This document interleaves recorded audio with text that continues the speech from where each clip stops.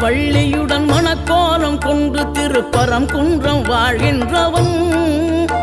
நீ தேவர்களை காத்திடவே வீரமுடன் வேலெடுத்து செந்தூரில் ஆழ்கின்றவன்.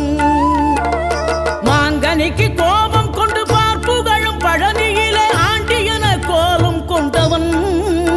நீ தத்துவத்தின் சாரெடுத்து சுவாமி மலை எல்லையிலே தகப்பனுக்கு பாடம் சொன்னவன்.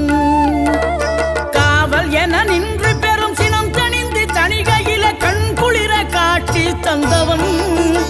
நீ பாங்குடனே கருள் தரவே பழமுதிரும் சோலையில பரஞ்சோதியாய் நின்றவன். பரஞ்சோதியாய்